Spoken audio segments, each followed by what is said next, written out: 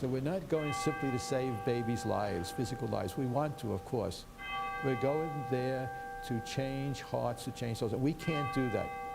Christ, God can do it, but He can do it through us and with us. He needs us. He needs our permission to do so. My name is Monsignor Philip Riley. I'm a priest for 49 years. And this morning we had a Help Us God's Precious Infants prayer vigil at Queen of Martyrs Church.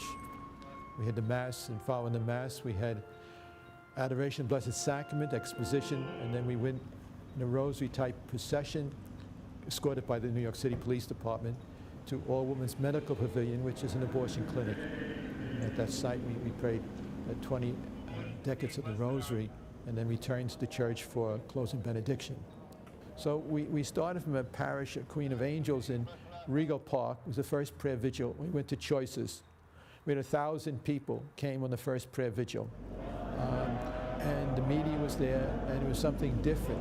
Anyways, it was totally legal, totally acceptable. The police actually accompanied us as they did today, you see. And it was the beginning, because from then we would then go the following month to another abortion clinic with a prayer vigil, and we'd leave a group behind at the place where we were the previous month. And so eventually we started to do vigils throughout the diocese and setting up groups of people to pray and counsel at the places where we had gone. But we are succeeding, because in 2006 and 7, the statistics just came in, which is mind-boggling. The amount of babies that were born in the United States was the greatest amount of babies born in 1 year in the history of the United States, even more than in the baby boomers' years. The amount of young people who kept their children was the greatest amount that they have recorded.